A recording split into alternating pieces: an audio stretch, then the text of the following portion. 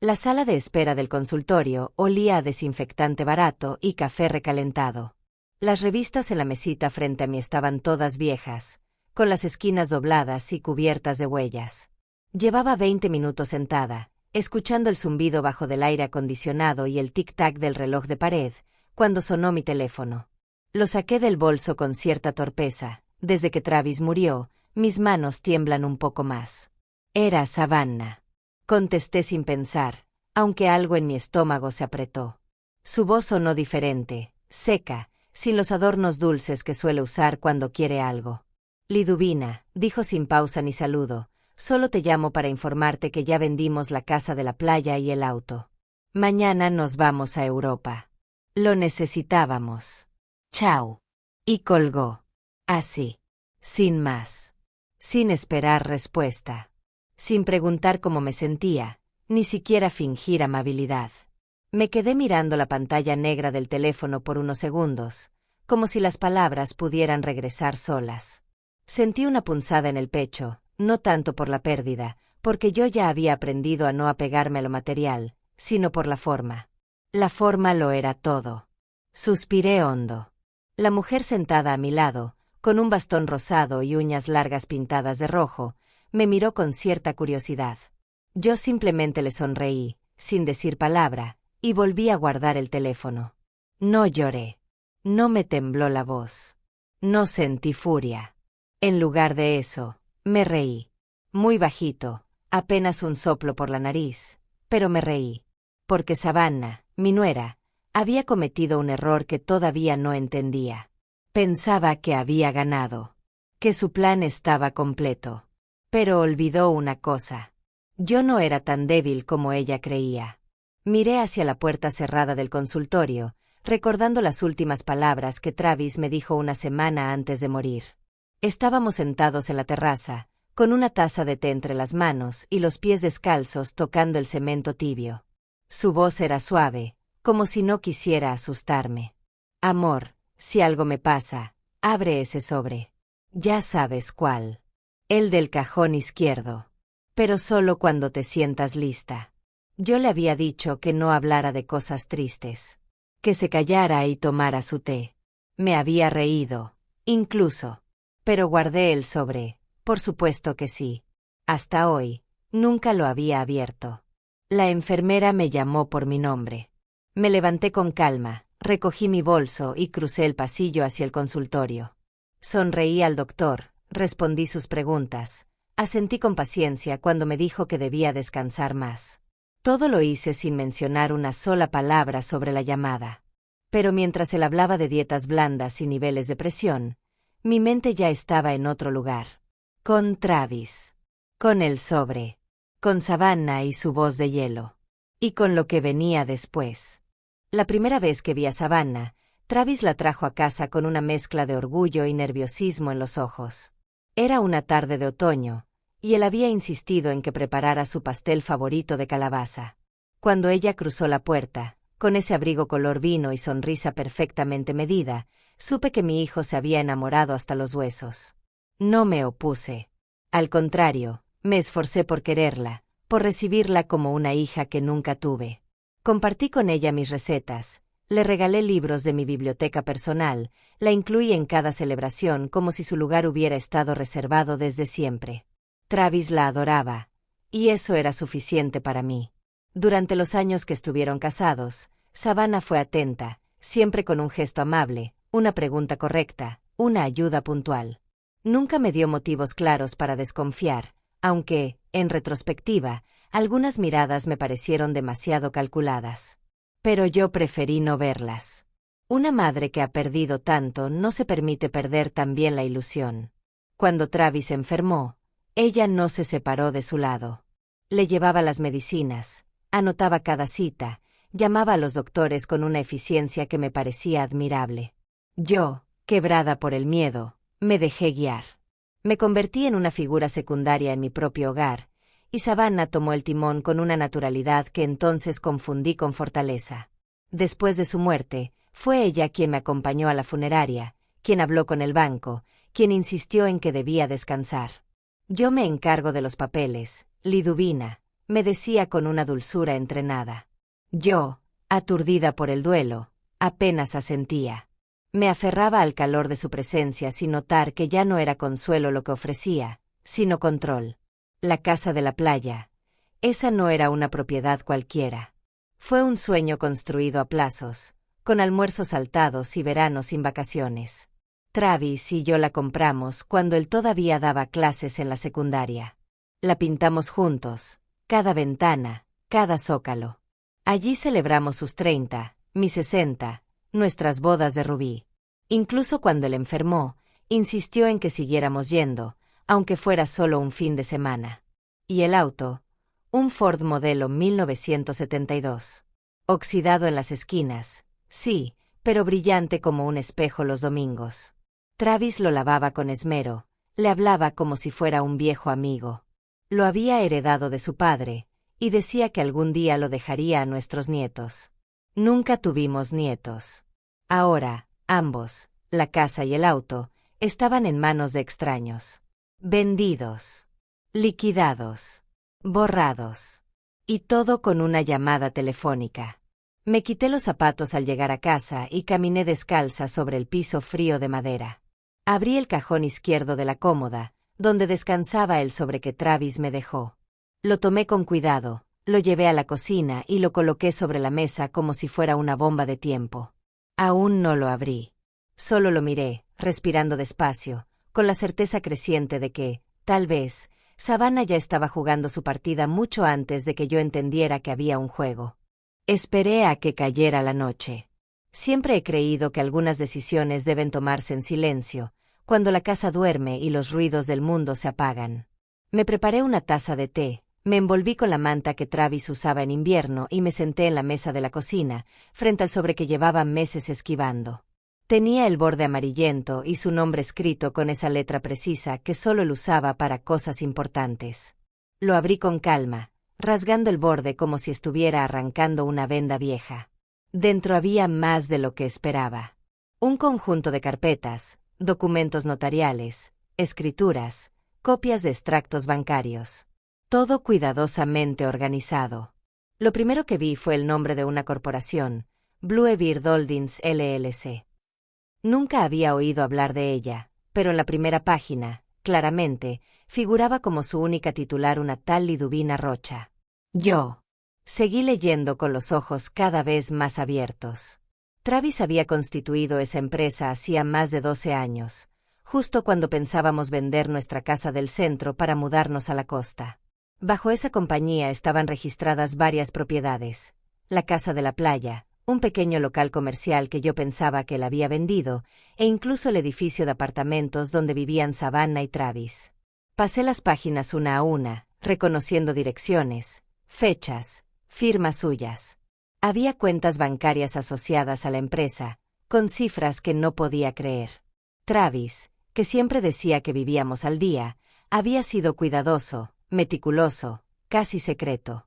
Aparentemente, todo lo que habíamos ahorrado, y más, lo había protegido detrás de una estructura legal que me mantenía como única heredera y representante. Y Savannah, ella no figuraba por ningún lado. Ni en los poderes notariales, ni como cotitular, ni como apoderada. Nada. Lo que significaba, con absoluta claridad, que ella no tenía ningún derecho legal para vender ni la casa de la playa ni el auto.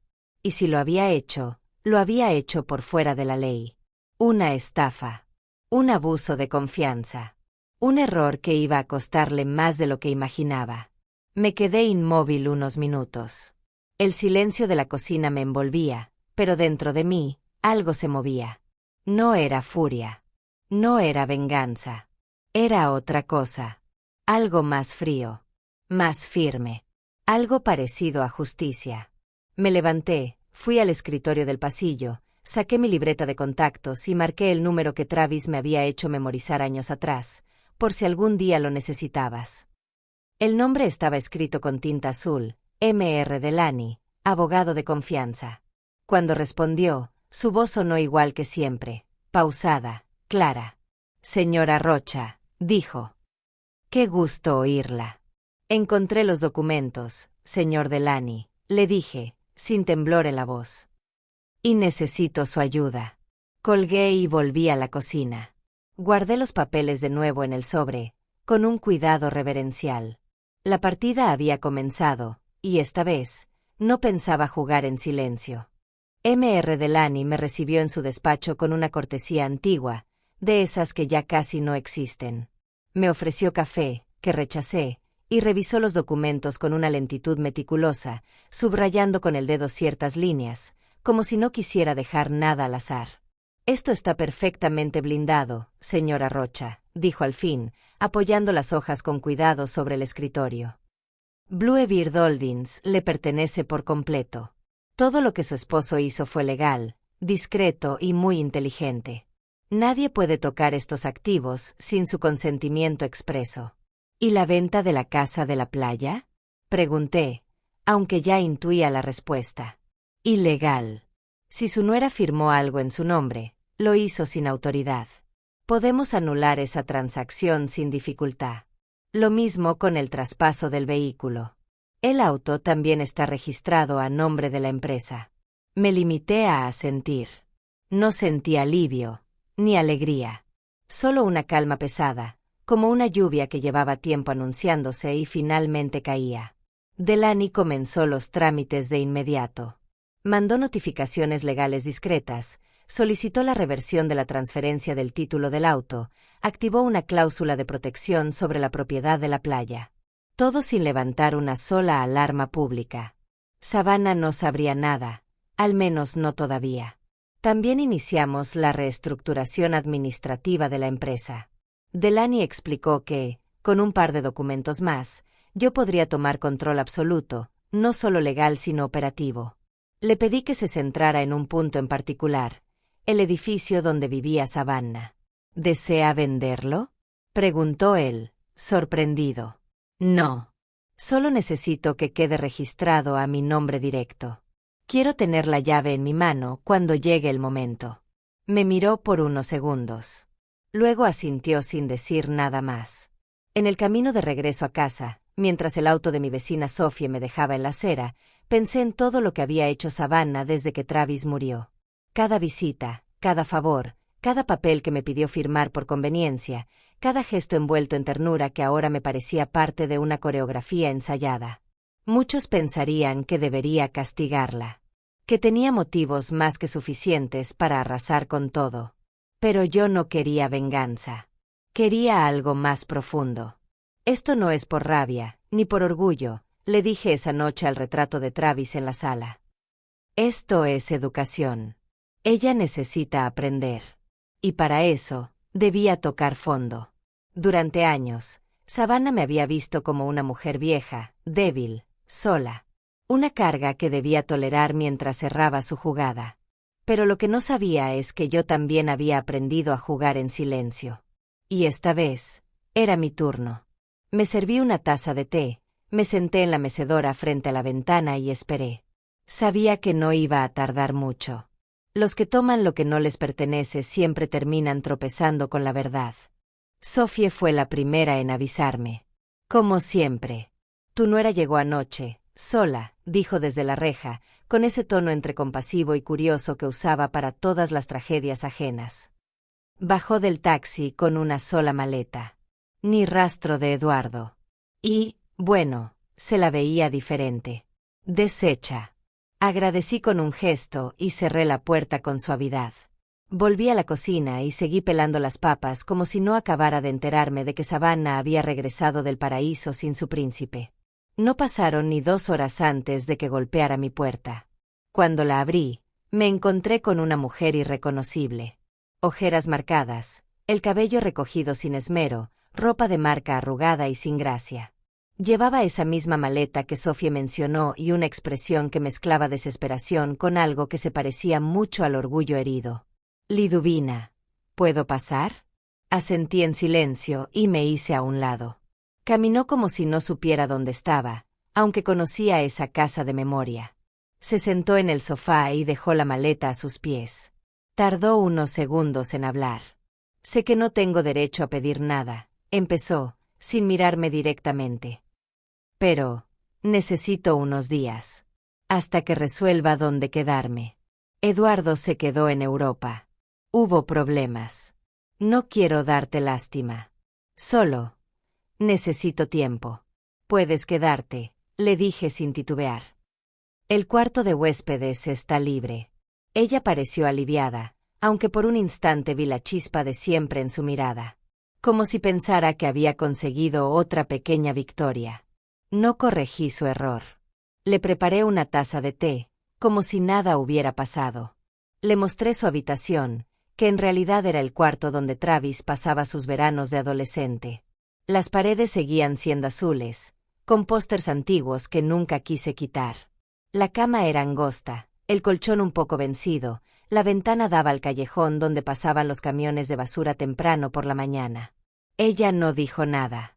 Solo dejó su maleta en el suelo y se quedó parada en medio del cuarto como si estuviera en una habitación de hotel barato. La vi tragar saliva, esconder la incomodidad bajo una máscara que ya le costaba mantener. Los días siguientes fueron extrañamente tranquilos. Savannah dormía mucho, comía poco, y se encerraba en el cuarto por horas. Yo seguía con mi rutina habitual, regar las plantas, hacer la compra, hablar con Sophie, revisar las noticias. No le pregunté nada, no mencioné Europa, ni a Eduardo, ni la casa, ni el auto. Ella tampoco. Pero cada mañana, cuando salía de su habitación, su expresión era un poco más apagada. Se encontraba en una casa que alguna vez sintió suya, viviendo como una invitada incómoda, sin poder ofrecer explicaciones ni exigir nada. Todo lo que alguna vez controló se le había ido entre los dedos, y ni siquiera sabía cuánto.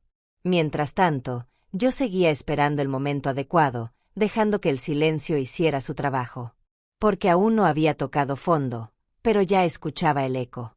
Fue en una caja vieja de herramientas que Savannah encontró el sobre.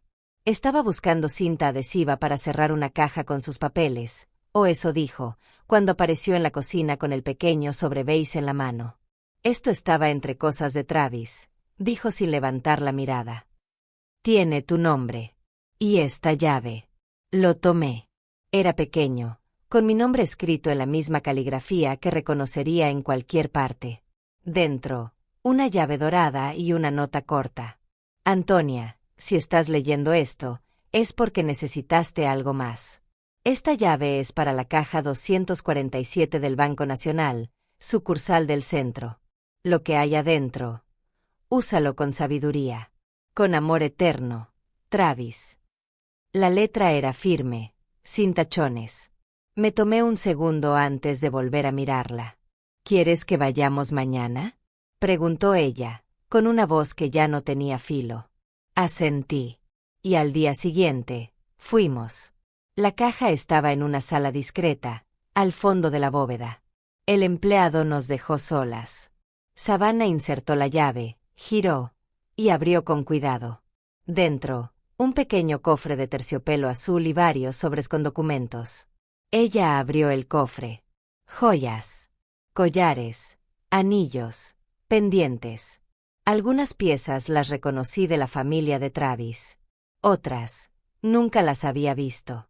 Todo perfectamente envuelto en bolsitas individuales con etiquetas escritas a mano, procedencia, fecha, valor estimado. Savannah no dijo nada al principio. Luego sacó una carta y la leyó en voz baja. Me bastó con ver su cara para saber que también era de él. Esto debe valer una fortuna, susurró. ¿Crees que deberíamos vender algo? No respondí de inmediato. La observé tocar un collar de perlas con una mezcla de nostalgia y desesperación. Solo algunas piezas, añadió. No todas. Podríamos salir de apuros. Pagar algunas cosas. Yo podría empezar de nuevo. Tú también podrías estar más tranquila. La miré. Ella no me veía como una mujer con recursos, sino como una madre viuda y abandonada. Todavía no imaginaba lo que sabía. Todavía pensaba que esas joyas eran todo lo que quedaba. Asentí lentamente, como si esa decisión me costara. Dejamos el banco en silencio. Savannah sostenía el sobre con las joyas envueltas en su bolso, como si llevara un tesoro prestado que podría salvarla. Yo solo pensaba en Travis, y en lo claro que había sido siempre. El valor de algo no está en lo que cuesta, sino en lo que enseña. Savannah consiguió un trabajo limpiando casas 3 días a la semana. La primera vez que llegó con los zapatos mojados, las manos agrietadas y el uniforme arrugado, no dijo mucho. Dejó su bolso en la silla y se sirvió un vaso de agua como si cada trago pesara más que el anterior.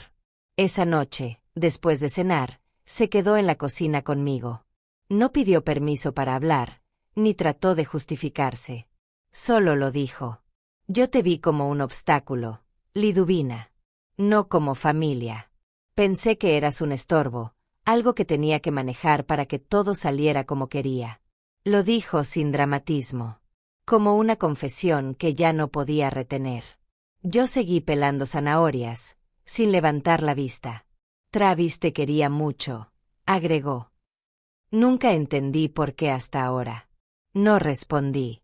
No era el momento para palabras, ni consuelo, ni lecciones. Ya las estaba aprendiendo por sí sola. La observé levantarse, recoger su plato y lavar los utensilios con más cuidado del que solía tener. No era la mujer que entró a esta casa semanas atrás.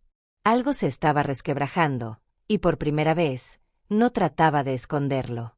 Esa misma noche, mi teléfono sonó. Era Delaney. Todo está listo, señora Rocha. Los papeles están firmados, los bienes asegurados. Usted tiene el control total de las propiedades. Y el auto también fue recuperado. Le agradecí en voz baja. No quería que Savannah escuchara. Colgué, guardé el teléfono en el cajón de la alacena y me quedé sentada unos minutos más, con la taza de té caliente entre las manos. La noche estaba en silencio.